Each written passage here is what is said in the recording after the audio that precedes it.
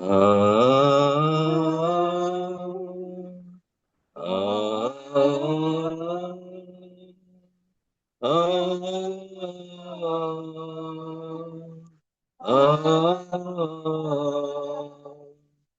the rivers of Babylon, where we sat down, and there we wept, when we remembered Zion. By the rivers of Babylon, where we sat down, and there we wept, when we remember Zion. When the wicked carried us away in captivity, required from us a song.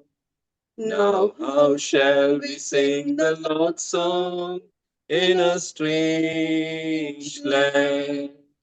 When the wicked carried us away in captivity, required from us a song. Now how shall we sing the Lord's song in a strange land?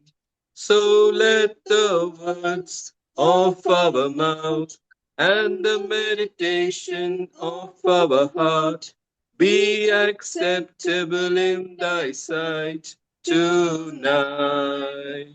So let the words of our mouth and the meditation of our heart be acceptable in thy sight tonight.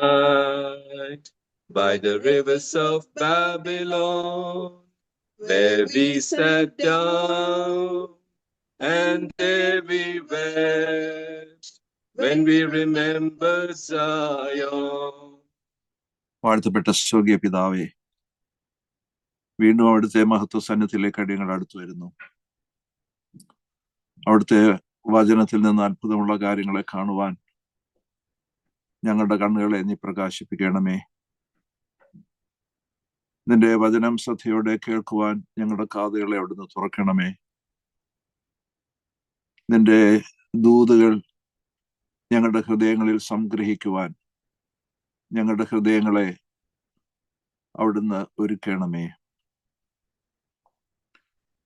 വചനം കേട്ട് അങ്ങയുടെ മഹത്വത്തിന് വേണ്ടി ജീവിപ്പാൻ ഞങ്ങളെ എല്ലാവരെയും സഹായിക്കണമേ. എല്ലാ മഹത്വവും അവിടുന്ന് സ്വീകരിക്കണമേ. യേശു കർത്താവിന്റെ മഹത്വമുള്ള നാമത്തിൽ അടിയങ്ങൾ പ്രാർത്ഥിക്കുന്നു. കൃപയോട് കേൾക്കുമാറാണമേ. ആമേൻ. ഇന്ന് നാം ധ്യാനിക്കണമെന്ന് ആഗ്രഹിക്കുന്നത് 137 സങ്കീർത്തനമാണ്. മനോഹരമായ ഒരു സങ്കീർത്തനം. ഇപ്പോൾ നാം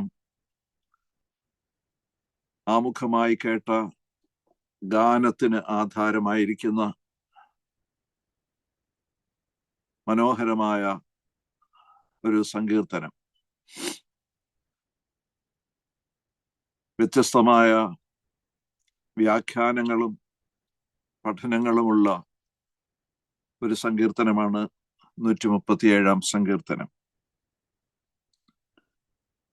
ബാബേൽ പ്രവാസത്തെ കുറിച്ച്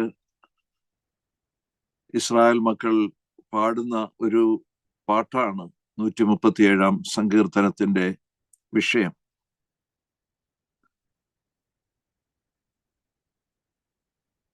ബാബേൽ നദികളുടെ തീരത്ത് ഇരുന്നു കൊണ്ട് കരയുന്ന ഒരു സങ്കീർത്തനമായിട്ടാണ്, ഒരു വിലാപമായിട്ടാണ് ഇതിനെ കാണുന്നത്. അതുകൊണ്ട് ഇതിനെ ഒരു കമ്മ്യൂണൽ ലമന്റ് എന്ന് ചില വേദ പണ്ഡിതന്മാർ വിശേഷിപ്പിക്കുന്നുണ്ട്. കമ്മ്യൂണൽ ലമന്റ്, ഒരു സമൂഹ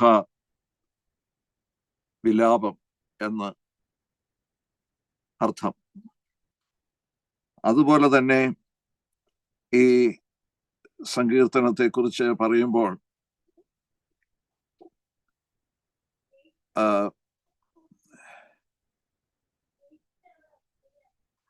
ഇത്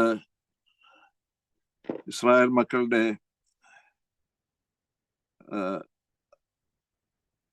നിരാശയുടെ, കാപ്റ്റിവിറ്റിയുടെ, സോങ് ഓഫ് കാപ്റ്റിവിറ്റി എന്ന് വേണമെങ്കിൽ വിശേഷിപ്പിക്കാം. അവരുടെ പ്രവാസത്തെക്കുറിച്ച് ഉള്ള ഒരു സങ്കീർത്തനം എന്നും ഈ സങ്കീർത്തനത്തെ വിശേഷിപ്പിക്കാറുണ്ട്. അതുകൊണ്ട് കമ്മ്യൂണൽ ലെമന്റ് എന്നും സോങ് ഓഫ് ക്യാപ്റ്റിവിറ്റി എന്നും വിശേഷിപ്പിക്കുന്ന ഒരു സങ്കീർത്തനം എന്ന നിലയിലാണ് 137 സങ്കീർത്തനം പ്രസിദ്ധമായിരിക്കുന്നത്. ഈ പറഞ്ഞ കേട്ടതുപോലെയുള്ള ഗാനങ്ങൾ ഈ വിഷയത്തെ ആധാരമാക്കി ഉണ്ടായിട്ടുണ്ട്. ഈ അടുത്ത കാലത്ത് ഞാനും എഴുതിയ ഒരു പാട്ട് ബാബേൽ പ്രവാസത്തെ അനുസ്മരിച്ചുകൊണ്ടൊരു ഗാനം ഞാനും എഴുതുകയുണ്ടായി. അതുകൊണ്ട് വളരെ ശ്രദ്ധേയമായ ഒരു ലമന്റ് എന്ന അതിൻ്റെ സവിശേഷതയിൽ കരച്ചിൽ നമുക്ക് ആർക്കും ഇഷ്ടമല്ലെങ്കിൽ പോലും കണ്ണീരിന്റെ കാവ്യങ്ങൾ നമുക്കൊക്കെ ഇഷ്ടമാണ്. വിലാപകാവ്യങ്ങൾ നമ്മൾ ആസ്വദിക്കുന്നതും അതുപോലെ ഈ ലമന്റും നമുക്ക് വളരെയധികം ആസ്വാദ്യകരമാണ്. ഞാൻ ആമുഖമായി സൂചിപ്പിച്ചതുപോലെ ഈ സങ്കീർത്തനത്തെക്കുറിച്ച് കൊച്ചൊരു സങ്കീർത്തനമാണ്. പക്ഷേ ഈ സങ്കീർത്തനത്തെക്കുറിച്ച് വ്യത്യസ്തമായിട്ടുള്ള അഭിപ്രായങ്ങൾ ആണ് നിലവിലുള്ളത്. എനിക്ക് ദൈവം വെളിപ്പെടുത്തി തന്ന വിധത്തിലുള്ള ഒരു ചിന്താധാരയിലേക്കാണ് ഇന്ന് നിങ്ങളെ നയിക്കണം എന്ന് ഞാൻ വിചാരിക്കുന്നത്. അത് വേദപുസ്തകാനുസാരമായ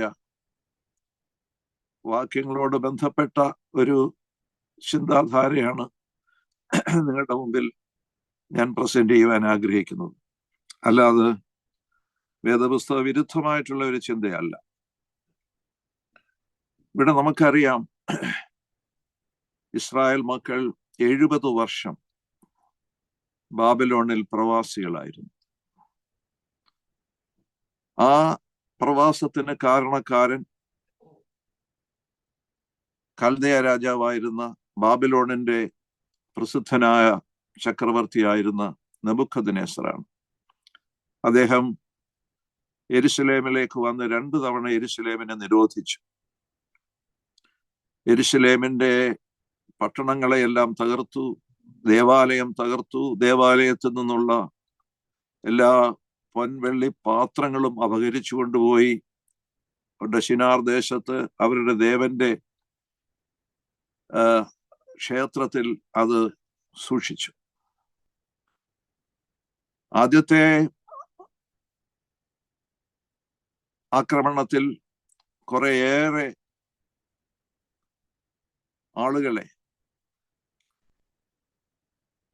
അവർ പ്രവാസികളായി പിടിച്ചുകൊണ്ടുപോയി. രാജകൊട്ടാരത്തിൽ നിന്നുള്ള ആൾക്കാർ മുതൽ സാധാരണക്കാർ വരെയുള്ളവരെ, പുരോഹിതന്മാരെ ഒക്കെ ആ ആദ്യത്തെ അറ്റാക്കിൽ അവർ ബാബിലോണിലേക്ക് കൊണ്ടുപോയി. നമുക്കറിയാം, ആ കൂട്ടത്തിൽ പെട്ട പ്രസിദ്ധരായ ആൾക്കാരായിരുന്നു ദാനിയേൽ, ഹനന്യാവ്, മീശായേൽ, അസറിയാവ് തുടങ്ങിയിട്ടുള്ള ആൾക്കാർ. അവരെല്ലാം കുലീനന്മാരായിരുന്നു, രാജവംശത്തിൽപ്പെട്ടവരായിരുന്നു അവരൊക്കെ. അപ്പോ രാജവംശത്തിൽപ്പെട്ട, രാജകൊട്ടാരത്തോട് ബന്ധപ്പെട്ട് ജീവിച്ചിരുന്ന ആൾക്കാർ മുതൽ സാധാരണക്കാർ വരെയുള്ള ആയിരക്കണക്കിന് ആളുകളെ ബാബേലിലേക്ക് കൊണ്ടുപോയി. ദാനിയേലിന്റെ പുസ്തകം വായിക്കുമ്പോൾ, പ്രത്യേകിച്ച് 1-ാമത്തെ അധ്യായം വായിക്കുമ്പോൾ, അവർ ബാബിലോണിലേക്ക് പോയതിന്റെ ചരിത്രവും ബാബിലോണിൽ രാജാവിന്റെ കൊട്ടാരത്തിൽ അവർ നേരിട്ട പരീക്ഷണങ്ങളും പ്രതിസന്ധികളും അതിജീവനങ്ങളും ഒക്കെ നമുക്ക് വായിക്കുവാൻ കഴിയുന്നുണ്ട്. 1-ാം അധ്യായം അവസാനിപ്പിക്കുമ്പോൾ പറയുന്നു, ദാനിയേലോ കോറസ് രാജാവിന്റെ 1-ാം ആണ്ട് വരെ ജീവിച്ചിരുന്നു എന്ന് പറഞ്ഞുകൊണ്ടാണ് 1-ാം അധ്യായം അവസാനിക്കുന്നത് തന്നെ. അപ്പോൾ കോറസ് എന്ന് പറയുന്ന ഒരു കഥാപാത്രത്തെ കുറിച്ചും ദാനിയേലിന്റെ പുസ്തകത്തിന്റെ 1-ാം അധ്യായത്തിന്റെ അവസാന വാക്യത്തിൽ പരാമർശം വരുന്നു. അപ്പോൾ ഇതെന്തേ ഈ പ്രവാസം?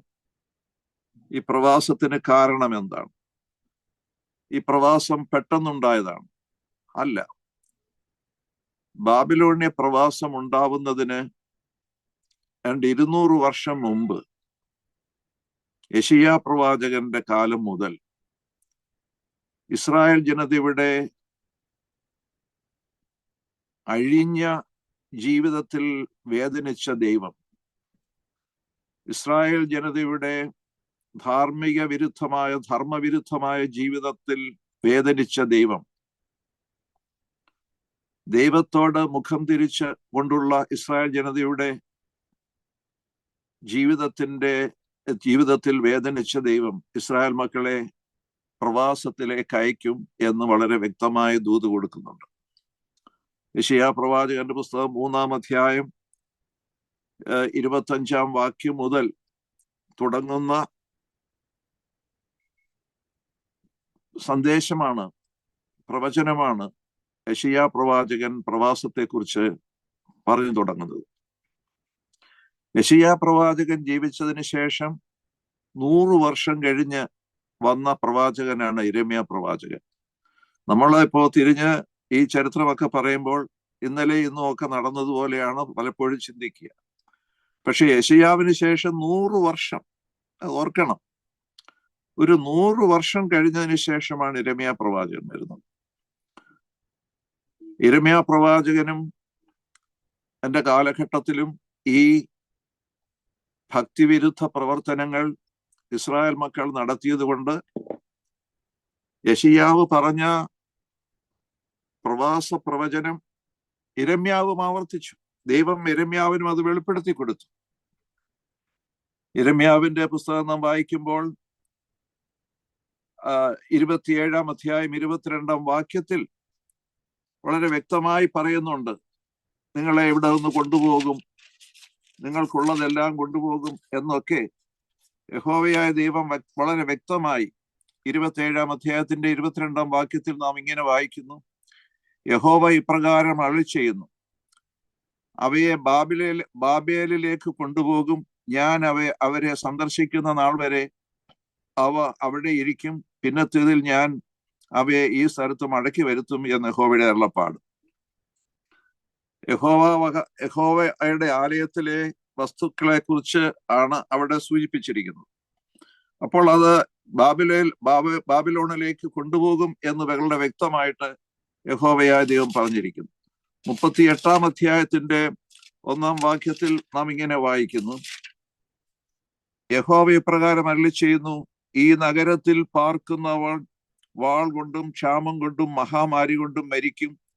കൽദയരുടെ അടുക്കൽ ചെന്ന് ചേരുന്നവനോ ജീവനോടെ ഇരിക്കും, അവന്റെ ജീവൻ അവന് കൊള്ള കിട്ടിയതുപോലെ ഇരിക്കും, അവൻ ജീവനോടെ ഇരിക്കും എന്നും യഹോവ അരുളിച്ചെയ്യുന്നു. അപ്പോൾ യഹോവയുടെ ശിക്ഷ വന്നപ്പോൾ ബാബേലിലേക്ക് പോകുവാൻ യിരെമ്യാ പ്രവാചകനിലൂടെ ദൈവം ജനത്തെ ഉപദേശിച്ചു. ബാബേലിലേക്ക് പോകുന്നവരുടെ ജീവൻ അവർക്കൊരു കൊള്ള പോലെ അവർക്ക് കൈവരും. എന്ന് വെച്ചാൽ അവരുടെ ജീവൻ രക്ഷിക്കാൻ പറ്റും. ബാബേലിലേക്ക് പോകാതെ യെരുശലേമിൽ തങ്ങിയവർക്കും കൽദയരെ പേടിച്ച് ബാബിലോൺ സൈനിയെ പേടിച്ച് ഈജിപ്തിലേക്കും മറ്റും പലായനം ചെയ്തവരുടെ ഒക്കെ ജീവൻ നഷ്ടപ്പെട്ടു പോകും എന്ന് യഹോവയായ ദൈവം അന്ന് സൂചിപ്പിച്ചു. അതുകൊണ്ട് യഹോവയായ ദൈവം കൽപ്പിച്ച ഒരു പ്രവാസമാണ് ഇസ്രായേൽ മക്കൾക്ക് സംഭവിച്ച പ്രവാസം. ഞാൻ ആ വിഷയത്തിൽ കൂടുതൽ അതിലേക്ക് പ്രവേശിക്കുന്നില്ല. അങ്ങനെ മീഖാ പ്രവചനത്തില് 4-ാം അധ്യായത്തിന്റെ 10-ാം വാക്യത്തിൽ പ്രവാസത്തെ കുറിച്ച് പറയുന്നുണ്ട്. അതുപോലെ തന്നെ ദാനിയേലിന്റെ പുസ്തകം നമ്മൾ വായിക്കുമ്പോൾ ഞാൻ ഈ സൂചിപ്പിച്ചതുപോലെ പ്രവചനത്തിന്റെ കഥ പറയുന്നു. 9-ാം അധ്യായത്തിലൊക്കെ വരുമ്പോഴേക്കും 70 വർഷത്തെ പ്രവാസത്തെ കുറിച്ച് അവിടെ സൂചിപ്പിക്കുന്നു. അപ്പോൾ ഇതെല്ലാം ദൈവത്താൽ മുൻ നിർണയിക്കപ്പെട്ട ഒരു കാര്യമായിരുന്നു എന്ന് നമ്മൾ മനസ്സിലാക്കണം.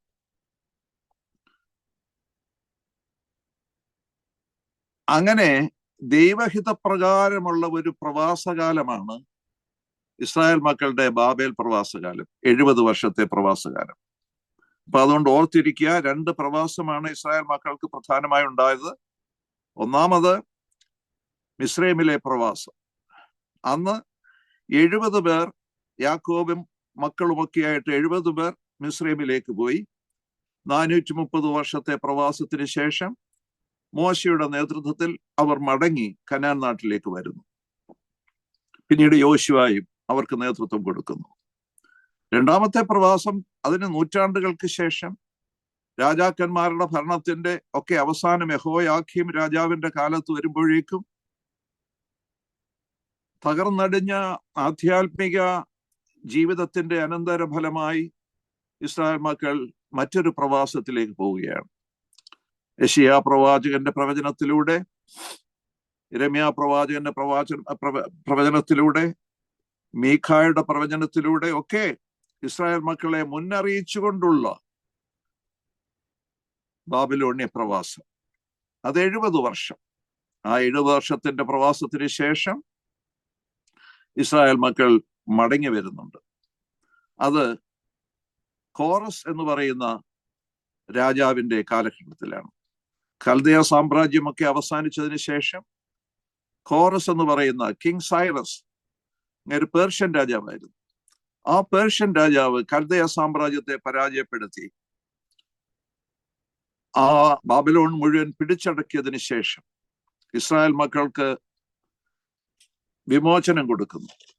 നമുക്കറിയാം, ദിനവൃത്താന്ത പുസ്തകം, 2 ദിനവൃത്താന്ത പുസ്തകം അവസാനിക്കുന്ന അവസാന അധ്യായത്തിന്റെ അവസാനത്തെ 2-3 വാക്യങ്ങളും എസ്രായുടെ പുസ്തകം, തുടർന്ന് നടക്കുന്ന എസ്രായുടെ പുസ്തകത്തിലെ ആദ്യത്തെ 2-3 വാക്യങ്ങളും ഒരേ വാക്യങ്ങളാണ്. കോറസിന്റെ വിളംബരമാണ്. കോറസ് പറയുന്നു, നിങ്ങളിൽ ദൈവത്തിന്റെ ജനമായ ആരെങ്കിലും ഉണ്ടെങ്കിൽ, യഹോവയായ ദൈവത്തിന്റെ ജനമായ ആരെങ്കിലും ഉണ്ടെങ്കിൽ അവർ യാത്ര പുറപ്പെടട്ടെ. അവർ ദൈവത്തിന് യെരൂശലേമിൽ ആലയം പണിയേണ്ടതിന്, ദൈവത്തിന് ഒരു ആലയം പണിയേണ്ടതിന് അവർ യാത്ര പുറപ്പെടട്ടെ. എന്നിട്ട് ദൈവം ആ ദൈവാലയം അതിന്റെ സ്ഥാനത്ത് പണിയണം എന്നൊക്കെ നിർദ്ദേശം കൊടുത്തുകൊണ്ട് ദേവാലയ നിർമ്മാണത്തിനുള്ള ആഹ്വാനം കൊടുത്ത്, അതിനുള്ള എല്ലാ സാഹചര്യങ്ങളും കൊടുത്ത്, വിഭവങ്ങൾ കൊടുത്ത് ഒക്കെയാണ് കോറസ് രാജാവ് 70 വർഷത്തിന് ശേഷം ഇസ്രായേൽ മക്കളെ മടക്കി വിടുന്നത്. ദാനിയേലിന്റെ പുസ്തകം വായിച്ചപ്പോൾ ഞാൻ സൂചിപ്പിച്ചു, ദാനിയേലിന്റെ പുസ്തകത്തിന്റെ 1-ാം അധ്യായത്തിന്റെ അവസാനത്തെ വാക്യം, ദാനിയേലോ കോറസ് രാജാവിന്റെ വാഴ്ചയുടെ 1-ാം ആണ്ട് വരെയും ജീവിച്ചിരുന്നു എന്നാണ്. ജീവിച്ചിരുന്നു എന്ന് പറഞ്ഞാൽ അവൻ 1-ാം ആണ്ട് വരെയും അവൻ സ്ഥിരമായിരുന്നു എന്നാണ് മലയാള വിവർത്തനം. 1-ാം ആണ്ട് വരെയും അവൻ സ്ഥിരനായിരുന്നു, മാറ്റമില്ലാത്തവനായിരുന്നു, വിശ്വാസത്തിൽ ദൈവത്തോടുള്ള സമർപ്പണത്തിൽ മാറ്റമില്ലാത്തവനായി അവൻ ഇരുന്നു എന്നാണ് അവിടെ രേഖപ്പെടുത്തിയിട്ടുള്ളത്. അങ്ങനെ കോറസ് രാജാവിന്റെ കാലത്ത് ഇസ്രായേൽ മക്കൾ യെരൂശലേമിലേക്ക് മടങ്ങി. അത് 2-3 തവണകളായി അവരെല്ലാം വന്നു. ആ കൂട്ടത്തിൽ ദാനിയേൽ, ഹനന്യാവ്, മീശായേൽ, അസറിയാവ് ഒക്കെ വന്നു കാണും എന്ന് നമുക്ക് വിശ്വസിക്കാം. ആ കൂട്ടത്തിൽ പിന്നീട് വന്നവര് നെഹമ്യാവ്, അതുപോലെ തന്നെ എസ്രാ പുരോഹിതൻ തുടങ്ങിയിട്ടുള്ളവരുണ്ട്.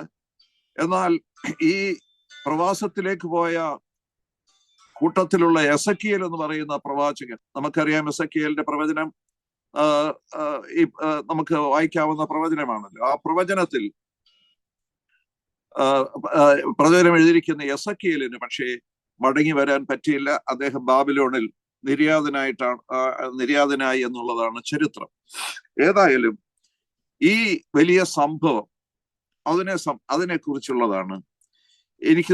എൻ്റെ വിശ്വാസം, ഇസ്രായേൽ മക്കൾ മടങ്ങി യെരൂശലേമിൽ വന്നതിന് ശേഷം എഴുതപ്പെടുന്ന ഒരു വിലാപഗീതമാണ് 137 സങ്കീർത്തനം എന്ന് ഞാൻ വിശ്വസിക്കുന്നു. എന്താണ് അവിടെ പറയുന്നത്? ബാബേൽ നദികളുടെ തീരത്ത് ഞങ്ങൾ ഇരുന്നു, സിയോനെ ഓർത്തപ്പോൾ ഞങ്ങൾ കരഞ്ഞു. അതിന്റെ നടുവിലുള്ള അലരി വൃക്ഷങ്ങളിൽ മേൽ ഞങ്ങൾ ഞങ്ങളുടെ കിന്നരങ്ങളെ തൂക്കിയിട്ടു.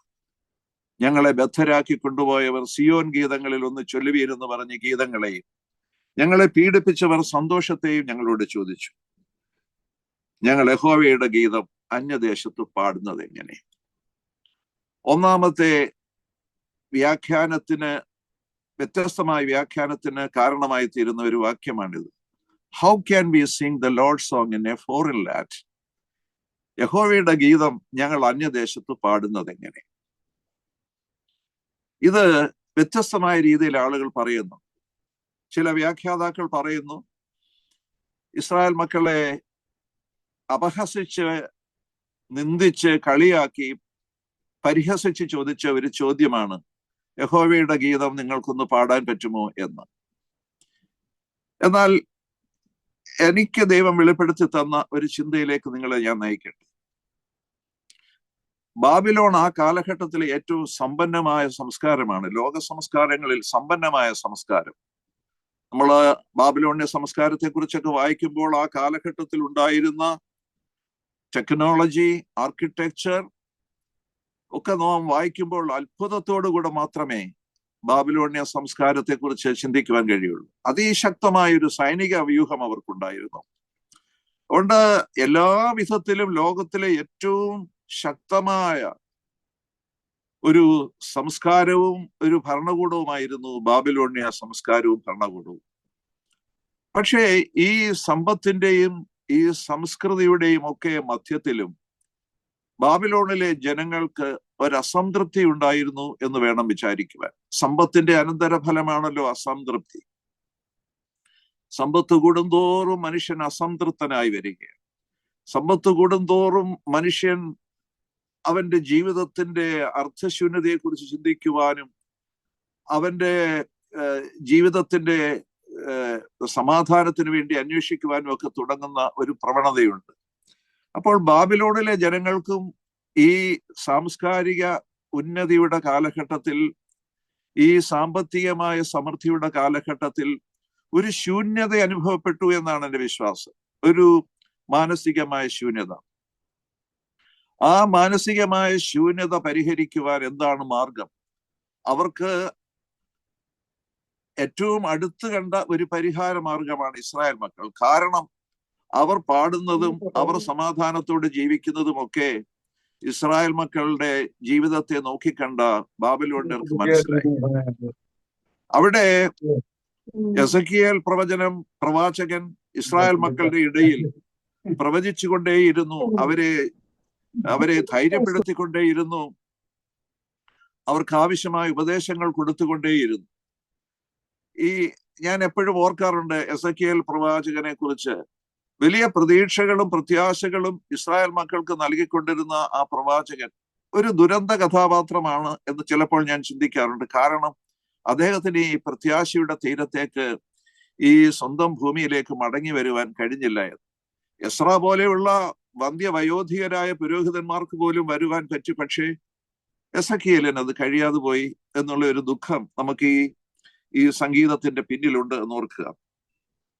ഏതായാലും ഒരാത്മിക ശൂന്യത അനുഭവിച്ച ഇസ്രായേൽ മക്കൾ വന്ന് സന്തോഷത്തോടുകൂടെ ഇസ്രായേൽ മക്കൾ ബാബിലോണിയർ വന്ന് സന്തോഷത്തോടുകൂടെ ഇസ്രായേൽ മക്കൾ പാട്ടുപാടി ജീവിക്കുന്ന കണ്ടിട്ട് അവരോട് ചോദിക്കുകയാണ്, ഞങ്ങളുടെ ഈ ദുഃഖമൊന്ന് മാറ്റുവാൻ, ഞങ്ങളുടെ ഈ വേദനയൊന്ന് മാറ്റുവാൻ നിങ്ങൾക്ക് അറിയാവുന്ന ആ സന്തോഷത്തിന്റെ പാട്ട് ഞങ്ങൾക്ക് വേണ്ടി ഒന്ന് പാടാൻ പറ്റുമോ എന്ന്. അപ്പോൾ അവർ നിരാശയോടുകൂടെ വന്നാണ്, വേദനയോടുകൂടെ വന്നാണ് ഇസ്രായേൽ മക്കളോട് പറയുന്നത് എന്നാണ് എൻ്റെ വിശ്വാസം. Please sing a song for us എന്നാണ്. ഞങ്ങൾക്ക് വേണ്ടി ഒരു പാട്ട് പാടൂ, ഞങ്ങളുടെ ഹൃദയങ്ങളെ ആനന്ദിപ്പിക്കുവാൻ, ആഹ്ലാദിപ്പിക്കുവാൻ, ഞങ്ങളുടെ ദുഃഖത്തിന്റെ ഈ വന്നി ഒന്ന് കെടുത്തുവാൻ. Please sing a song for us, ഞങ്ങൾക്ക് വേണ്ടി ഒരു പാട്ടുപാട് എന്ന് അവർ അഭ്യർത്ഥിക്കുകയാണ്, അപേക്ഷിക്കുകയാണ് എന്നാണ് എൻ്റെ വിചാരം. അങ്ങനെ അവർ ഇസ്രായേൽ മക്കളോട് ഒരു പാട്ട് പാടാൻ ആവശ്യപ്പെട്ടപ്പോൾ ഇസ്രായേൽ മക്കളുടെ പ്രതികരണമാണ്, how shall we sing the lord song in a foreign land?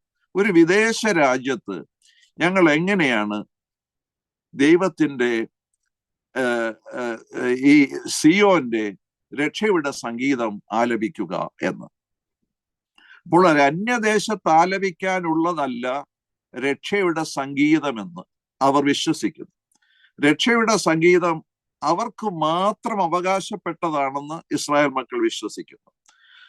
രക്ഷ എന്ന് പറയുന്നത് it is not to be shared, അത് പങ്കിടാനുള്ളതല്ല എന്നൊരു ചിന്ത ഇസ്രായേൽ മക്കൾ കാത്തു സൂക്ഷിച്ചിരിക്കുന്നു. ഇതിനെയാണ് നമുക്ക് ചോദ്യം ചെയ്യേണ്ടത്. രക്ഷ എന്ന് പറയുന്നത് ഇന്ന് രാവിലെ ഞാൻ വായിച്ച ധ്യാനത്തിൽ നമ്മൾ വിശ്വസിക്കുക മാത്രമല്ല, നാം പങ്കിടുവാനും വിളിക്കപ്പെട്ടവരാണ്. ഇടയന്മാരെ കുറിച്ചും അപ്പോസ്തലന്മാരെ കുറിച്ചും നാം ചിന്തിക്കുമ്പോൾ ഇടയന്മാരെ വിളിച്ചത് എന്തിനു വേണ്ടിയാ? അവര് കർത്താവിനെ, അവരെ ശിശു ആയി യേശുവിനെ കണ്ടു, ആ സന്തോഷം അവരറിയിക്കുവാൻ വേണ്ടി കൂടിയാണ്. അതുകൊണ്ട് നാം രക്ഷ അനുഭവിക്കുന്നത്, രക്ഷയുടെ ദർശനം ലഭിച്ചു കഴിഞ്ഞാൽ നമ്മൾ we are suppose to share the gospel to others. നമ്മൾ ആ രക്ഷയുടെ സന്ദേശം, ആ സുവിശേഷം മറ്റുള്ളവരോട് അറിയിക്കുവാൻ വിളിക്കപ്പെട്ടവരാണ്, നിയോഗിക്കപ്പെട്ടവരാണ്. എന്നാൽ ഈ ദർശനം ബാബേൽ പ്രവാസത്തിൽ നിന്ന് മടങ്ങി വന്ന ഇസ്രായേൽ മക്കൾക്കില്ല. അവർ പറയുകയാണ്, ഞങ്ങളോട് അന്ന് അവർ ചോദിച്ചു, സിയോൻ ഗീതങ്ങളിൽ ഒന്ന് ചൊല്ലുവിൻ. സിയോൻ ഗീതങ്ങൾ എന്ന് പറഞ്ഞാൽ നമുക്കറിയാം 120 സങ്കീർത്തനം മുതൽ 136 സങ്കീർത്തനം വരെയുള്ള, ഇതിന് തൊട്ടു മുമ്പുള്ള സങ്കീർത്തനം വരെയുള്ള 121 മുതൽ 136 വരെയുള്ള സങ്കീർത്തനങ്ങളാണ് സിയോൻ ഗീതങ്ങൾ എന്ന പേരിൽ അറിയപ്പെടുന്നത്. ഈ സിയോൻ ഗീതങ്ങളിൽ ഏതെങ്കിലും ഒന്ന് പാട് ഞങ്ങൾക്ക് വേണ്ടി, ഞങ്ങളൊന്ന് ആശ്വസിക്കട്ടെ, ഞങ്ങൾ രക്ഷയുടെ സന്തോഷമെന്ന് അറിയട്ടെ എന്ന് ആവശ്യപ്പെട്ട ബാബിലോണിലെ ജനങ്ങളോട് ഇസ്രായേൽ മക്കൾ പറയുകയാണ്, ഞങ്ങളത് പാടില്ല. അവർ പാടാൻ അവരുടെ എന്തോന്നാ ഞങ്ങൾ കിന്നരങ്ങളെ കേബാർ നദീ തീരത്തുള്ള, അല്ലെങ്കിൽ 3 നദികളുടെ പേരാണല്ലോ അവിടെ പറഞ്ഞിരിക്കുന്നത്, കേബാർ, ഹിദ്ദക്കൽ, ആഹവ നദികൾ. കേബാറും ഹിദ്ദക്കലും ആദ്യ ആഹവ നദികൾ. ഹിദ്ദക്കൽ എന്ന് പറയുന്ന നദി ഇസ്രായേൽ മക്കളെ കൊണ്ട് വെട്ടിച്ചതാണ്. അവർ ഊഴിയ വേല ചെയ്ത് വെട്ടിയെടുത്ത നദിയാണ്, ഒരു കനാലാണ് വാസ്തവത്തിൽ ഹിദ്ദക്കൽ എന്ന് പറയുന്ന ആ നദി എന്ന് പറയുന്നത്. അതിന്റെ തീരങ്ങളിലാണ് ഇവർ വസിക്കുന്നത്. കേബാർ നദിയും ഹിദ്ദക്കൽ നദിയും ആഹവ നദിയും, ഈ പ്രത്യേകിച്ച് കേബാർ നദിയും ആഹവ നദിയും പ്രസിദ്ധമായ നദികളാണ്. ആ നദികളുടെ തീരത്താണ് ഈ സംസ്കാരം പച്ചപിടിച്ച് വളർന്നു വന്നത്. പലപ്പോഴും സംസ്കാരങ്ങളൊക്കെ ജനിക്കുന്നത്, വളരുന്നത് നദീതടങ്ങളിലാണല്ലോ. നമ്മുടെ സിന്ധു ഗംഗാ നദീതട സംസ്കാരം എന്നൊക്കെ പറയുന്നത് പോലെ. അതുകൊണ്ട് കേബാർ, ആഹവ നദികളുടെ തീരങ്ങളിലാണ് ഈ സംസ്കാരം പച്ചപിടിച്ച്. ഈ നദികളെ പരസ്പരം ബന്ധിപ്പിക്കുന്ന ഒരു നദിയാണ് ഹിദ്ദക്കൽ എന്ന് പറയുന്നത്. അത് ഇസ്രായേൽ മക്കളെ കൊണ്ട് വെട്ടിച്ചെടുത്തതാണ്. ഈ എസക്കിയേൽ പ്രവാചകൻ ഉൾപ്പെടെയുള്ളവർ ആ വേലയിൽ പുരോഹിതനായിരുന്നിട്ട് കൂടി അദ്ദേഹത്തിന് അവിടെ ഈ വേല ചെയ്യേണ്ടി വന്നതായിട്ടാണ് ചരിത്രം പറയുന്നത്.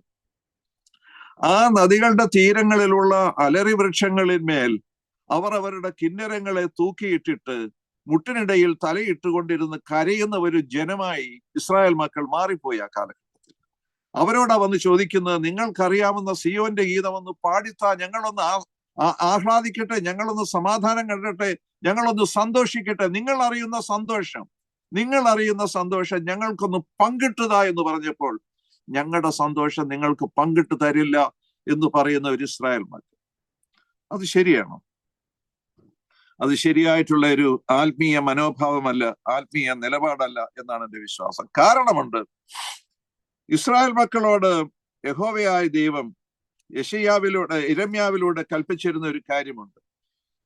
യിരെമ്യാ പ്രവാചകന്റെ പുസ്തകം 29 അധ്യായം നാം വായിക്കുമ്പോൾ അവിടെ യഹോവയായ ദൈവം വളരെ വ്യക്തമായി യിരെമ്യാവിലൂടെ തന്റെ ജനത്തോട് പറയുകയാണ്, നിങ്ങൾ പ്രവാസത്തിലേക്ക് പോകും.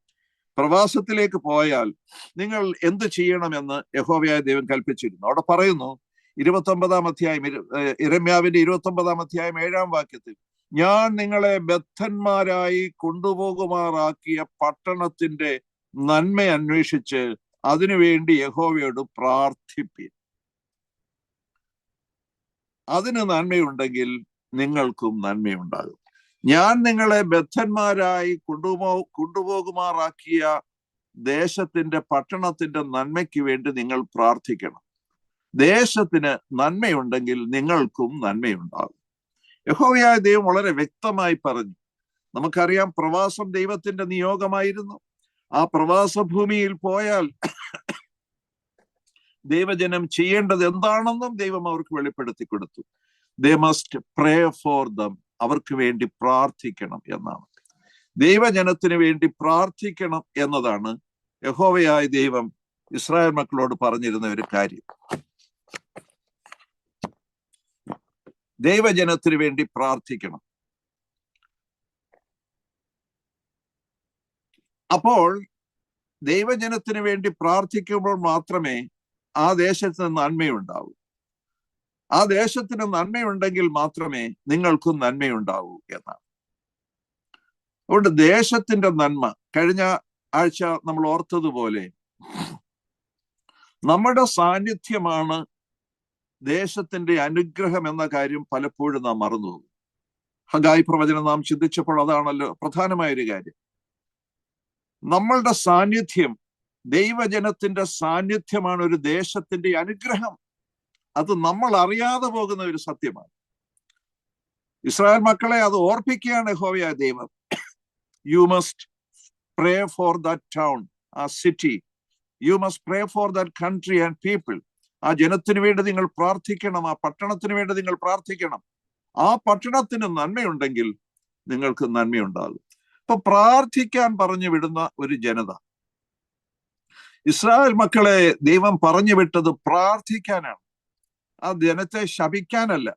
ഈ സങ്കീർത്തനത്തിൽ ഇവിടെ മാത്രമല്ല, താഴെ നമ്മൾ കാണുന്ന ശാപവാക്യങ്ങളും ചിന്തിക്കുമ്പോൾ അത് ഓർക്കേണ്ടതാണ്.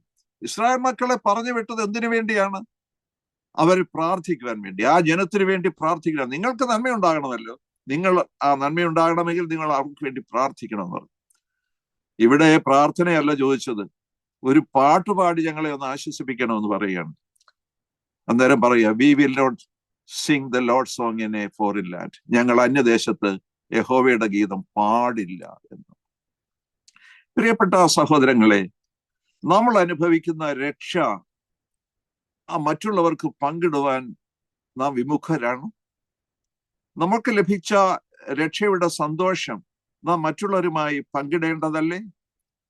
നമുക്കറിയാവുന്ന രക്ഷയുടെ സംഗീതം നാം മറ്റുള്ളവർക്കും പാടിക്കൊടുക്കേണ്ടതല്ലേ? എന്നാൽ ദൈവകൽപ്പനയെ ലംഘിച്ചുകൊണ്ട്, അവിടെയും ദൈവകൽപ്പനയെ നിരാകരിച്ചുകൊണ്ട് ഇസ്രായേൽ മക്കൾ പറയുകയാണ്, we will not share our joy with you. നിങ്ങളുമായി ഞങ്ങൾ ഞങ്ങളുടെ സന്തോഷം പങ്കിടില്ല എന്ന്. ഇത് ക്രിസ്തീയ ദർശനത്തിൽ ഒട്ടും യോജിക്കാത്ത ഒരു ചിന്തയാണ്. ഞാൻ അറിയുന്ന സന്തോഷം മറ്റുള്ളവർക്ക് പങ്കിടാനാണ്. Go and tell, gospel എന്നാണ്. ഗോ ആൻഡ് സ്പെൽ, നിങ്ങൾ പോയി അറിയിക്കുക എന്നാണ് ഗോസ്പെൽ എന്ന വാക്കിന്റെ അർത്ഥം തന്നെ. നമ്മൾ അത് ചെയ്യില്ല എന്ന് പറഞ്ഞു കഴിഞ്ഞാൽ, പുതിയ നിയമവിശ്വാസികളെ, നമ്മൾ ഈ പഴയ നിയമത്തിലെ ബാബിലോണ്യ പ്രവാസികൾ അരുത്, ഞങ്ങൾ ചെയ്യില്ല എന്ന് പറഞ്ഞ കാര്യത്തിന്റെ നേരെ വിരുദ്ധമായ കാര്യമാണ് അന്നും ഇന്നും യഹോവയായ ദൈവം തന്റെ ജനത്തെ കൊണ്ട് ചെയ്യുവാൻ ആഗ്രഹിക്കുന്നത്. ഗോ സ്പെൽ, പറയുക എന്നുള്ളതാണ്. പ്രേ ഫോർ അതേഴ്സ്, മറ്റുള്ളവർക്ക് വേണ്ടി പ്രാർത്ഥിക്കുക എന്നുള്ളതാണ്. അപ്പോൾ ഇസ്രായേൽ മക്കൾ ബാബിലോണ്യ പ്രവാസികൾക്ക് സന്തോഷം പങ്കിടുവാൻ തയ്യാറായില്ല എന്നുള്ളത് ഒരുപക്ഷെ അവരുടെ സ്വകാര്യ സ്വത്തായി യഹോവ തങ്ങൾക്ക് നൽകിയ സംഗീതത്തെ കണ്ടതുകൊണ്ടാണ്. പക്ഷേ ദൈവികമായി നാം ചിന്തിക്കുമ്പോൾ, ദൈവം അവരെ അയക്കുമ്പോൾ തന്നെ പറഞ്ഞു, നിങ്ങൾ ആ ദേശത്തിന്റെ നന്മയ്ക്ക് വേണ്ടി പ്രാർത്ഥിക്കണം. ആ നന്മയിൽ വരുന്ന ഒരു കാര്യമാണല്ലോ ജനത്തിന്റെ സന്തോഷവും സമാധാനവും ഒക്കെ കൂടി. അതുപോലും ചെയ്തു കൊടുക്കുവാൻ തയ്യാറാകാതിരുന്ന ഒരു ജനത്തെയാണ് അവിടെ നാം കാണുന്നത് ഇസ്രായേൽ മക്കളിൽ. അതുകൊണ്ട് നമുക്ക് കിട്ടുന്ന ദൂത് എന്താണ് വാസ്തവത്തിലൂടെ? മറ്റുള്ളവർ നമ്മോട് നിങ്ങൾ അറിയുന്ന ഈ സന്തോഷത്തിന്റെ രഹസ്യം എന്താണെന്ന് ചോദിച്ചാൽ, നിങ്ങൾ അറിയുന്ന ഈ സമാധാനത്തിന്റെ രഹസ്യം എന്താണെന്ന് ചോദിച്ചാൽ, നിങ്ങൾ അറിയുന്ന ഈ ജീവിതത്തിന്റെ ഈ പ്രത്യാശയുടെ രഹസ്യം എന്താണെന്ന് ചോദിച്ചാൽ, നോ നോ നോ നോ, ഞങ്ങൾ അത് ആർക്കും പങ്കിടില്ല എന്നാണോ പറയേണ്ടത്? അല്ല. നമ്മൾ പറയണം, ഇതാണ് എൻ്റെ കാര്യം, യേശു എൻ്റെ രക്ഷകനാണ് എന്ന് പറയുവാൻ നമുക്ക് കഴിയണം. ഞങ്ങൾ ശിശുവിനെ കണ്ടു, ഒരു അത്ഭുത ശിശുവിനെ കണ്ടു എന്ന് ദേശം മുഴുവൻ പറഞ്ഞറിയിക്കുകയാണ് ഇടയന്മാർ. ജീവിതത്തിന്റെ രണ്ടറ്റത്ത് നിന്ന ആൾക്കാരാണ്.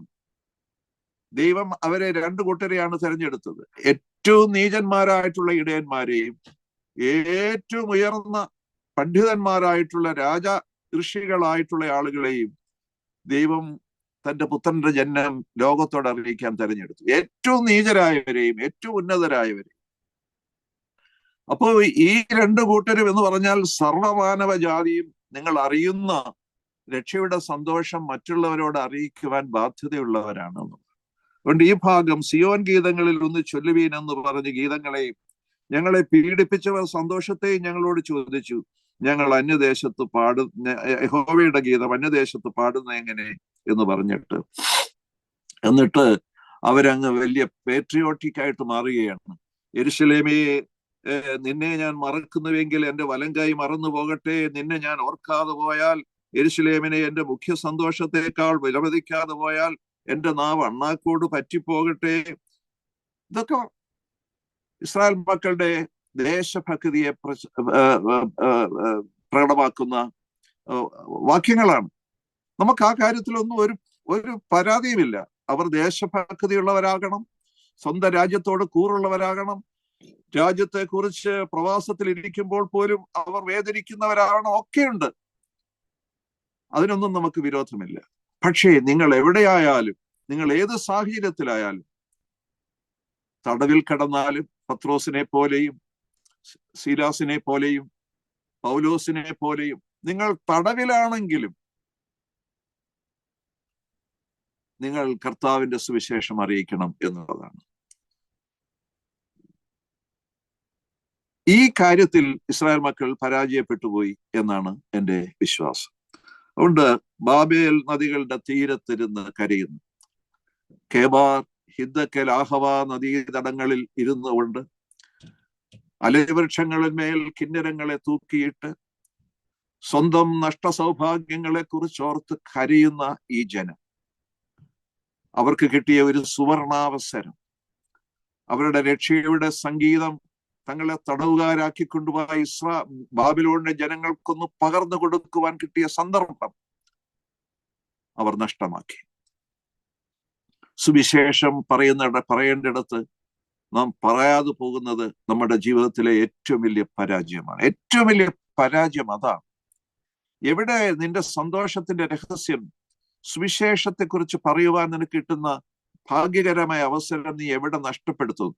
പൗലോസ് പറയുന്ന പോലെ നിർബന്ധം എൻ്റെ മേൽ കിടക്കുന്നു, നിർബന്ധം എൻ്റെ മേൽ കിടക്കുന്നു. സുവിശേഷം അറിയിക്കുന്നില്ലെങ്കിൽ എനിക്ക് കഷ്ടം. ഈ ബാബിലോണ്യ പ്രവാസികളെ നോക്കിക്കൊണ്ട് നമുക്ക് പറയാൻ കഴിയുന്ന ഒരു വാക്യം അതാണ്, കഷ്ടം. നിങ്ങൾ പറയാതെ പോയല്ലോ, നിങ്ങൾ പാടാതെ പോയല്ലോ, നിങ്ങൾ അത് സ്വകാര്യ സ്വത്താക്കി വെച്ചു പോയല്ലോ.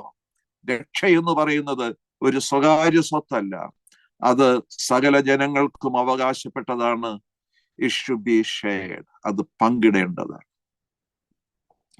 ഈ സങ്കീർത്തനം തരുന്ന ഒന്നാമത്തെ സന്ദേശം അതാണ്. രക്ഷ പങ്കിടപ്പെടേണ്ട ദൈവദാനമാണ് എന്നുള്ളതാണ്. രണ്ടാമത് ഇവിടെ നമുക്ക് ഈ സങ്കീർത്തനത്തെ കുറിച്ച് നമ്മളെ ആശങ്കപ്പെടുത്തുന്ന ഒരു കാര്യം ഞാൻ തന്നെ പലപ്പോഴും പറയാറുണ്ട്. ഈ സങ്കീർത്തനം വായിച്ച് അവസാനിപ്പിച്ചിട്ട് ദൈവമേ നിനക്ക് സ്തുതി നിനക്ക് യോഗ്യമാകുന്നു ബാറയ്ക്കുമോർ എന്ന് പൗരസ്ത്യ രീതിയിലോ പിതാവിനും പുത്രനും പരിശുദ്ധാത്മാവിനും മഹത്വം ഉണ്ടാവട്ടെ എന്ന് പാശ്ചാത്യ രീതിയിലോ പറയാൻ വളരെ ബുദ്ധിമുട്ടാണ്. കാരണം നാശമടുത്തിരിക്കുന്ന ബാബേൽ പുത്രിയെ നീ ഞങ്ങളോട് ചെയ്തതുപോലെ നിന്നോട് ചെയ്യുന്നവൻ ഭാഗ്യവാൻ. നിന്റെ കുഞ്ഞുങ്ങളെ പിടിച്ചു പാറമേൽ അടിച്ചു കളയുന്നവൻ ഭാഗ്യവാൻ എന്ന് പറഞ്ഞിട്ട് പിതാവിനും പുത്രനും പരിശുദ്ധാത്മാവിനും മഹത്വം ഉണ്ടാകട്ടെ എന്ന് എങ്ങനെ പറയും? ദൈവമേ സൂതനക്ക് യോഗ്യമാകുന്നു ആകട്ടെ എന്ന് ബാറയ്ക്കുമോർ എന്ന് എങ്ങനെ പറയും എന്ന് പലപ്പോഴും ഞാൻ ചിന്തിച്ചിട്ടുണ്ട്. അത് പ്രധാനപ്പെട്ട ഒരു വിഷയമാണ് അത് വാസ്തവത്തിൽ. അവിടെ പറയുന്നു ഏദോമ്യർ എന്താ ഇവിടെ പറയുന്നത്? 7-ാം വാക്യത്തിൽ ഇടിച്ചു കളവീൻ, അതിനെ അടിസ്ഥാനം വരെ ഇടിച്ചു കളവീൻ എന്നിങ്ങനെ പറഞ്ഞ ഏദോമ്യർക്കായി യഹോവേ യെരൂശലേമിന്റെ നാൾ ഓർക്കണമേ. ഏദോമ്യർ, ബാബിലോണ്യർ, ഈ 2 കൂട്ടരെ കുറിച്ചാണ് അവിടെ ശാപവാക്കുകൾ വരുന്നത്. ഏദോമ്യർ ആരാണെന്ന് അറിയാമല്ലോ. ഏദോമ്യർ എന്ന് പറയുന്ന അത് യാക്കോബിന്റെ അർത്ഥ സഹോദരനായ അല്ലെങ്കിൽ സഹോദരനായ ഇശ്മായേലിന്റെ വംശപരമ്പരയാണ് ഏദോമ്യർ എന്ന് പറയുന്നത്. ഏദോം എന്ന് ഇശ്മായേലിന്റെ പേര് ആണ് പിൽക്കാലത്ത് വരുന്നത്. അവർ സെയീർ പർവ്വതങ്ങളിൽ വസിച്ചുകൊണ്ട് വലിയ പ്രഭുക്കന്മാരായി തീർന്ന ആൾക്കാരാണ് ഈ ഏദോമ്യർ. പിൽക്കാലത്ത് ഒരു വലിയ ശക്തിയായി മാറിയ ഒരു ഗ്രൂപ്പാണ് ഇശ്മായേലിന്റെ ഏശാവിന്റെ മക്കൾ എന്ന് പറയുന്ന ഈ ഏദോമ്യർ. അപ്പൊ ഏശാവിന്റെ മക്കളുടെ പാരമ്പര്യമാണ്. അപ്പോ ഏദോമ്യരുടെയും ഇസ്രായേൽ മക്കളുടെയും വല്യപ്പനാരാണ്? ഇസഹാക്കാണ്. ഇസഹാക്ക് അബ്രഹാം, ഇസഹാക്ക് യാക്കോബ്, ഇങ്ങനെയാണല്ലോ വരുന്നത്. അപ്പോ ആ കൂട്ടത്തിൽ പെടുന്നതാണല്ലോ. പാരമ്പര്യം ഒന്ന് തന്നെയാണ്. വലിയ പിതാക്കന്മാർ, വല്യപ്പന്മാർ ഒന്ന് തന്നെയാണ്. ഇസഹാക്കിന്റെ കൊച്ചുമക്കളാണ് ഏദോമ്യർ എന്ന് പറയുന്നത്. പക്ഷെ ഈ ഏദോമ്യർ ഇവിടെ ശപിക്കുവാനുള്ള കാരണം എന്താണ് എന്ന് നമ്മൾ നോക്കണം. ഏദോമ്യരെ എന്തുകൊണ്ടാണ് ഇവിടെ ശപിക്കുന്നത്? ഇവര് പ്രവാസത്തിലേക്ക് പോയപ്പോൾ ഈ ഏദോമ്യ വംശം അവര് ഇസ്രായേൽ മക്കളെ ബാബിലോണ്യ രാജാവ് പോയി പീഡിപ്പിച്ചപ്പോൾ, ആ ദേവാലയം തകർത്തപ്പോൾ, പട്ടണം ചുട്ടരിച്ചപ്പോൾ ഇവർ ആഹ്ലാദിച്ച ഒരു ജനതയാണ് ഏദോമ്യ ജനത എന്ന് പറയുന്നത്. ഏദോമ്യർ സന്തോഷിച്ചു. അവർ കൂടുതൽ അവരെ ഉപദ്രവിക്കണം എന്നാവശ്യപ്പെട്ടു. അതുകൊണ്ട് ആണ് ഈ ഏദോമ്യരെ കുറിച്ച് ബാബിലോണ്യ പ്രവാസികൾ ഇങ്ങനെ പാടുന്നത്. ഇടിച്ചു കളവീൻ, അതിനെ അടിസ്ഥാനം വരെ ഇടിച്ചു കളവീൻ. അപ്പൊ നമുക്കറിയാമല്ലോ, ഇസ്രായേൽ മക്കൾക്ക് ഉണ്ടായിരുന്നത് പോലെയുള്ള ഒരു ആലയം പിൽക്കാലത്ത് ശമരിയർക്കും ഉണ്ടായിരുന്നു. അപ്പോ ഈ 2 കൂട്ടരും ഒരേ വർഗത്തിൽ നിന്ന് പിന്നീട് വന്ന വർഗങ്ങളാണിതെല്ലാം. അവർക്ക് യെരൂശലേം എന്ന് പറയുന്ന അവർക്ക് സങ്കല്പിക്കുവാൻ പോലും കഴിയാത്ത വിധത്തിലുള്ള അവരുടെ ശത്രുവിന്റെ നാടാണ് യെരൂശലേം എന്ന് പറയുന്ന തലസ്ഥാന നഗരവും യെരൂശലേം ദേവാലയവും ഒക്കെ അവർക്ക് ഇഷ്ടപ്പെടാത്ത സ്ഥലങ്ങളാണ്. അതുകൊണ്ട് ബാബിലോണ്യ രാജാവ് നെബൂഖദ്നേസറിനെ ഇടിച്ചപ്പോൾ ഇസ്രായേൽ മക്കൾ പറഞ്ഞു, അതിന്റെ അടിസ്ഥാനം വരെ അതിനെ ഇടിച്ചു കളവീൻ എന്ന്.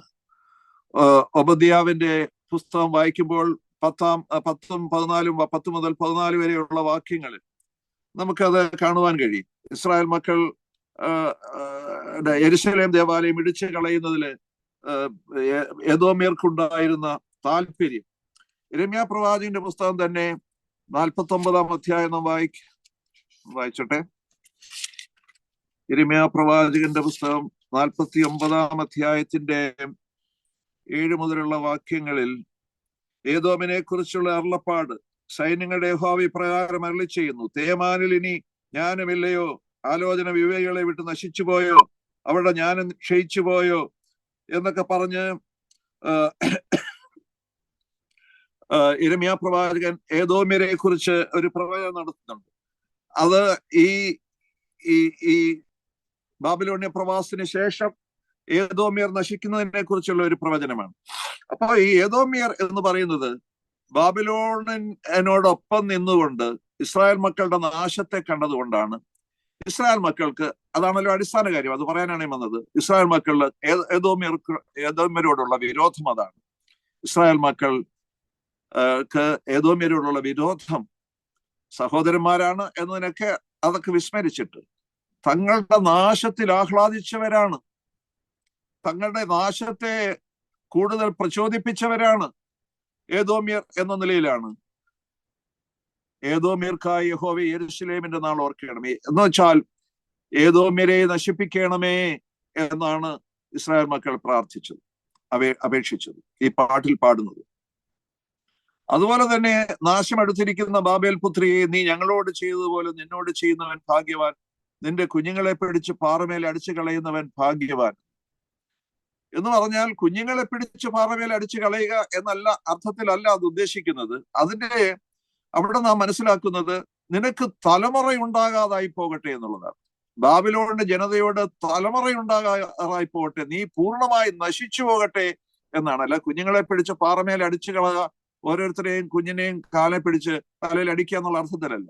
നിനക്ക് തലമുറകളില്ലാതായി പോകട്ടെ, നിന്റെ വംശമില്ലാതായി പോകട്ടെ. നമുക്കറിയാം 70 വർഷത്തെ ബാബേൽ പ്രവാസം അവസാനിപ്പിച്ചുകൊണ്ട് കോറസ് രാജാവ് വരുമ്പോഴേക്കും കോറസ് രാജാവ് ബാബിലോണിനെ മുഴുവൻ മുച്ചൂട് നശിപ്പിച്ചു, ഭരണാധികാരികളെ എല്ലാം ഇല്ലാതാക്കി. അങ്ങനെ ആ കാലഘട്ടത്തിൽ ഉണ്ടായിരുന്ന രാജാക്കന്മാരെ മുഴുവൻ നശിപ്പിച്ച്, അധികാരികളെ മുഴുവൻ നശിപ്പിച്ച് രാജ്യത്തെ പിടിച്ചടക്കിയതാണ് കിങ് സൈറസ്. അപ്പോൾ അവിടെ ഇസ്രായേൽ മക്കളുടെ ആഗ്രഹം സാധിച്ചു എന്നുള്ളത് സത്യമാണ്. എങ്കിൽ പോലും ഞാൻ സൂചിപ്പിക്കുന്നത്, നമുക്കറിയാം സദൃശ്യവാക്യങ്ങൾ 24-ാം അധ്യായത്തിന്റെ 17-ാം വാക്യം നമ്മൾ ഇങ്ങനെ വായിക്കും, നിന്റെ ശത്രു വീഴുമ്പോൾ സന്തോഷിക്കരുത് എന്നൊരു വാക്യമുണ്ട്. നിന്റെ ശത്രു വീഴുമ്പോൾ നീ സന്തോഷിക്കരുത് എന്ന്. വാസ്തവത്തിൽ ഇന്നും നമ്മൾക്കൊക്കെ സംഭവിക്കുന്ന ഒരു കാര്യമാണ്, അവനത് വരണം, അതല്ല അവന് അതിന്റെ ഇരട്ടി വരണം എന്ന് നമ്മൾ പറയുന്നവരാണ്. എന്നാൽ തിരുവചനം നമ്മെ പഠിപ്പിക്കുന്ന ഒരു കാര്യം, നിന്റെ ശത്രു വീഴുമ്പോൾ നീ സന്തോഷിക്കരുത് എന്നുള്ളതാണ്. ഇസ്രായേൽ മക്കൾ ഈ കാര്യത്തിലും വളരെ പിന്നിലാണ്. അവർ ശത്രുവിനെ ശപിക്കുന്നവരാണ്. എന്റെ യേശു പറഞ്ഞു, ശപിക്കാതെ അനുഗ്രഹിപ്പീൻ, നിന്റെ ശത്രുക്കളെ അനുഗ്രഹിക്കണം, നിന്റെ ശത്രുക്കളെ സ്നേഹിക്കണം. പത്രോസ് ലേഖകൻ പറഞ്ഞു, നിന്റെ ശത്രുക്കളെ നീ ശപിക്കാതെ അനുഗ്രഹിക്കണം എന്ന് പറഞ്ഞു.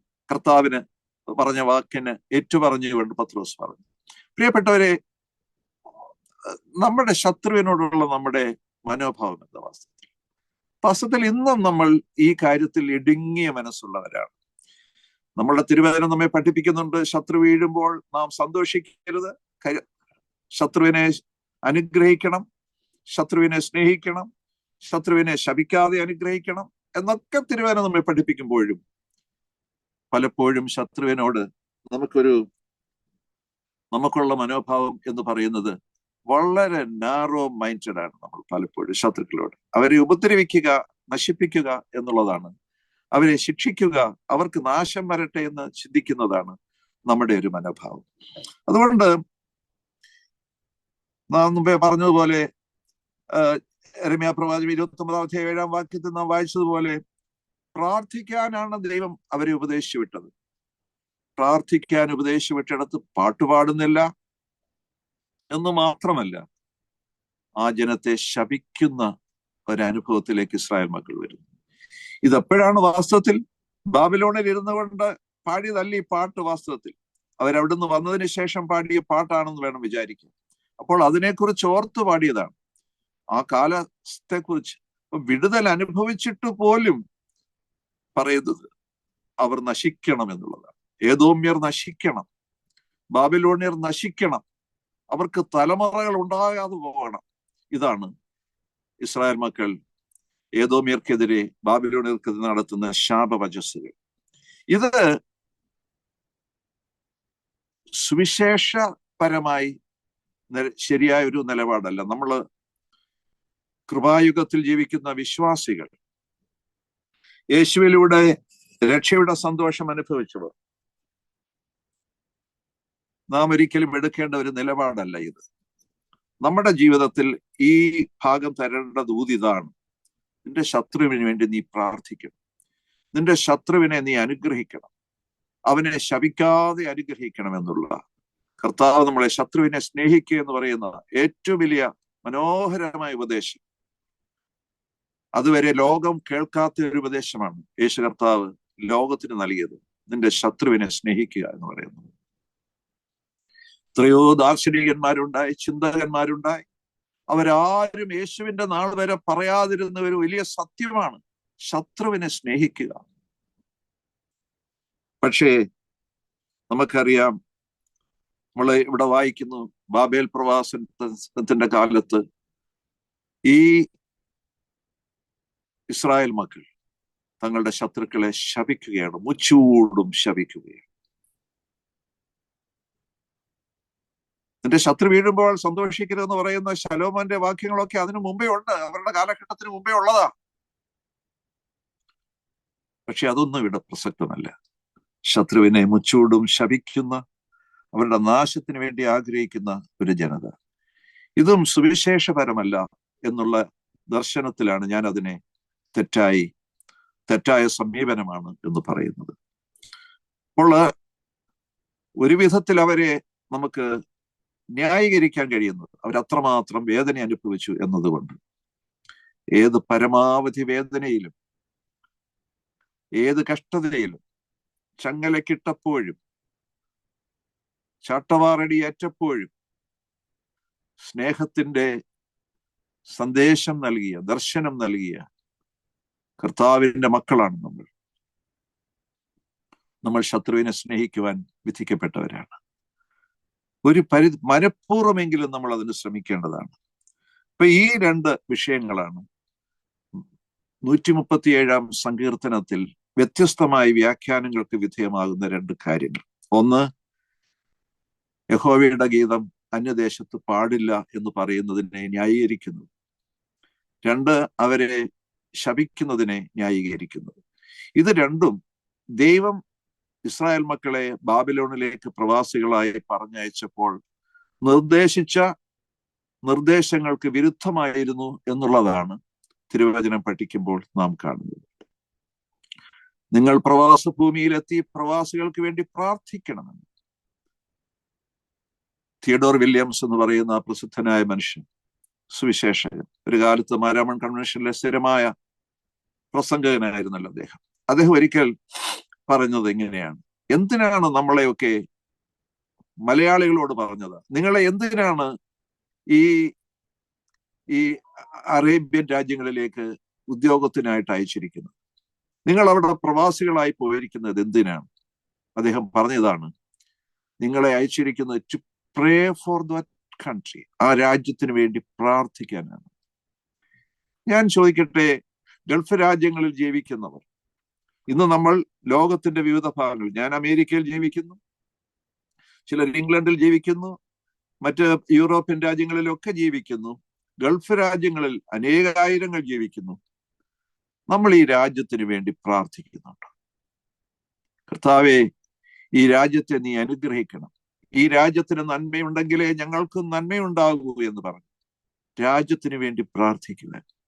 ഞാൻ എൻ്റെ ഈ പ്രവാസ ഭൂമിക്ക് വേണ്ടി പ്രാർത്ഥിക്കുന്നവനാണ്, ദിനംതോറും പ്രാർത്ഥിക്കുന്നവനാണ്, ഭരണാധികാരികൾക്ക് വേണ്ടി പ്രാർത്ഥിക്കുന്നവനാണ്. നമ്മുടെ ആരാധനാക്രമങ്ങളിൽ, CSI ആരാധനാക്രമത്തിൽ മധ്യസ്ഥ പ്രാർത്ഥനയുടെ സമയത്ത് ഈ രാജ്യത്തിന് വേണ്ടി, അമേരിക്കയ്ക്ക് വേണ്ടി, ഇന്ത്യക്ക് വേണ്ടി ഒക്കെ പ്രാർത്ഥിക്കുന്നുണ്ട്. എല്ലാ സഭകളുടെയും പ്രാർത്ഥനകളിൽ എല്ലാ രാജ്യത്തിന് വേണ്ടിയും പ്രാർത്ഥിക്കുന്നുണ്ട്.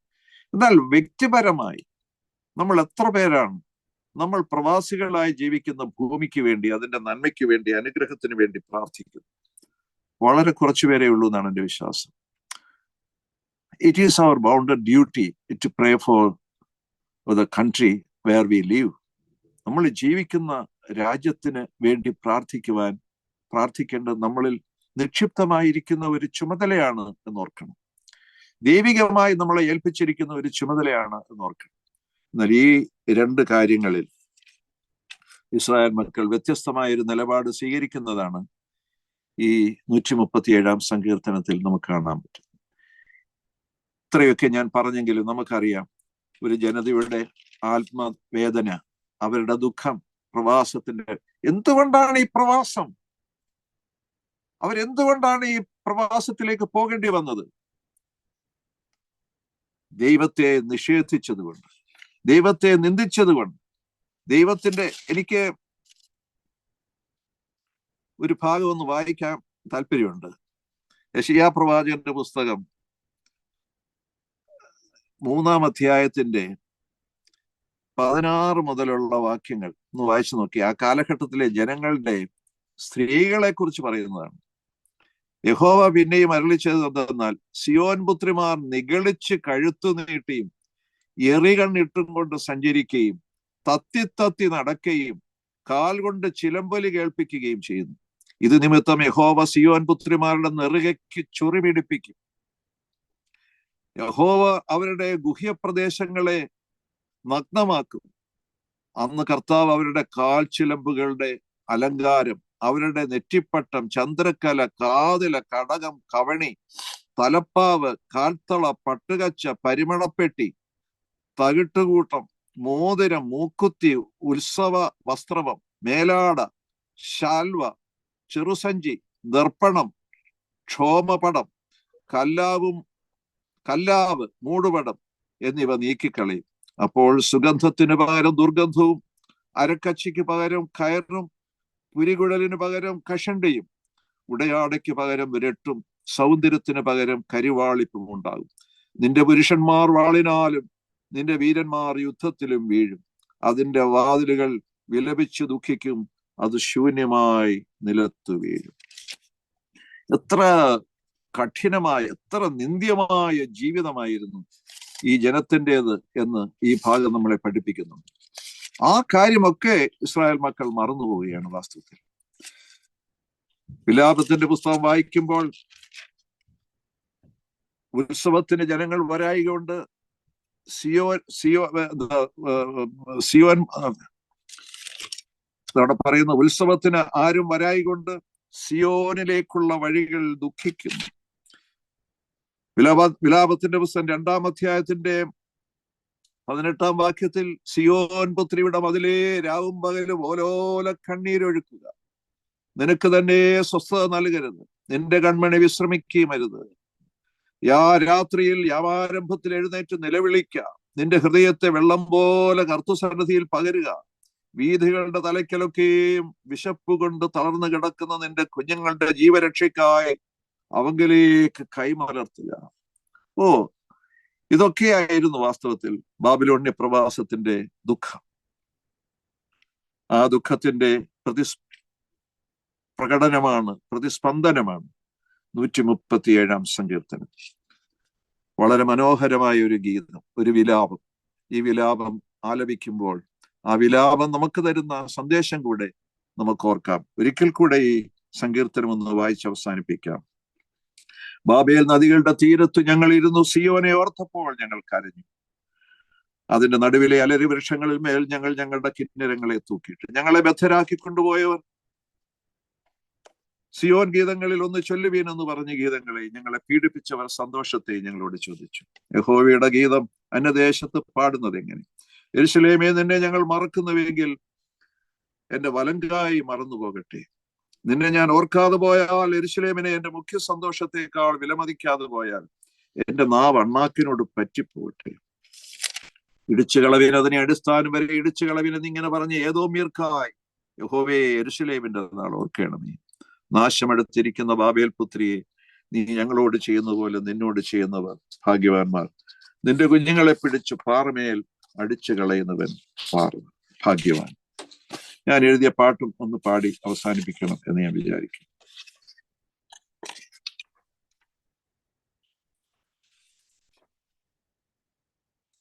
ഇത് 1-2 സ്റ്റാൻസേ പാടുന്നുള്ളൂ.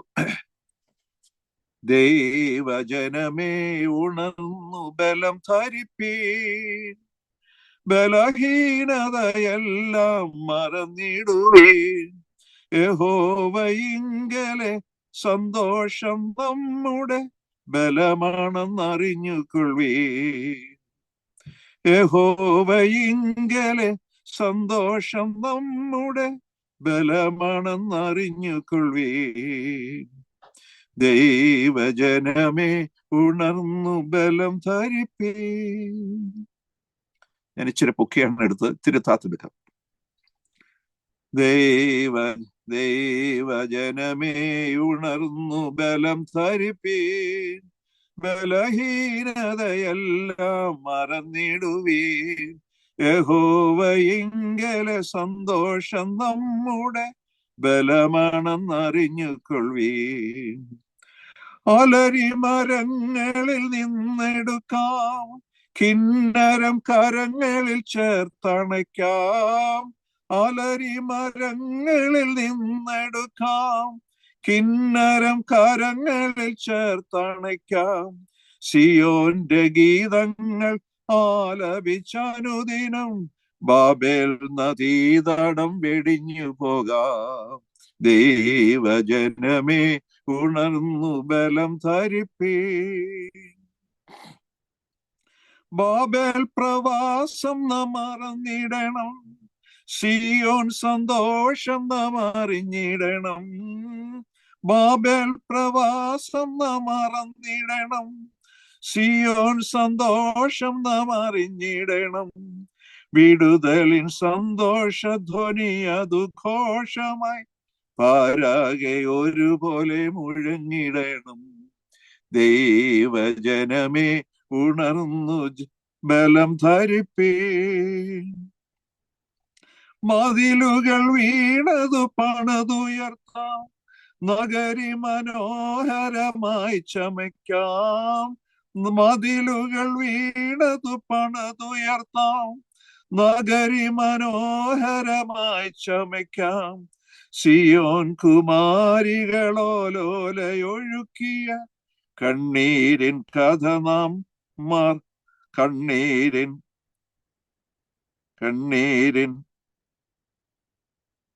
കഥ നമ്മൾ മറന്നുകൂടാ. ദൈവജനമേ ഉണർന്നു ബലം ധരിപ്പീൻ. ബലഹീനതയെല്ലാം മറന്നിടുവീൻ, യഹോവയിങ്കല സന്തോഷം നമ്മുടെ ബലമാണെന്നറിഞ്ഞുകൊള്ളുവീൻ. ദൈവജനമേ ഉണർന്നു ബലം ധരിപ്പീൻ. ഞങ്ങളുടെ വാഴ്ത്തപ്പെട്ട സ്വർഗീയ പിതാവേ, ഈ നിമിഷങ്ങളിൽ ഞങ്ങളോട് കൂടെ ഉണ്ടായിരുന്നതിനായി സ്തോത്രം. ഞങ്ങളോട് ഇടപെട്ടതിനായി സ്തോത്രം. വചനം ഞങ്ങൾക്ക് നിന്നും ദൂത ഏറ്റെടുക്കുവാൻ, ആ ദൂതനുസരിച്ച് ജീവിപ്പാൻ ഞങ്ങളെ നീ സഹായിക്കണം. കൃപയെ ഞങ്ങളെ പരിപാലിച്ച് മഹത്വമൊക്കെ അവിടെ നിന്ന് സ്വീകരിക്കണമേ. യേശു കർത്താവിന്റെ മഹത്വമുള്ള നാമത്തിൽ തന്നെ ആമീൻ. നമ്മുടെ കർത്താവായ യേശു ക്രിസ്തുവിന്റെ കൃപയും പിതാവായ ദൈവത്തിന്റെ സ്നേഹവും പരിശുദ്ധാത്മാവിന്റെ കൂട്ടായ്മയും നാം എല്ലാവരുടെയും കൂടെ ഇപ്പോഴും നീക്കും ഉണ്ടായിരിക്കുമാറാകട്ടെ. ആമീൻ.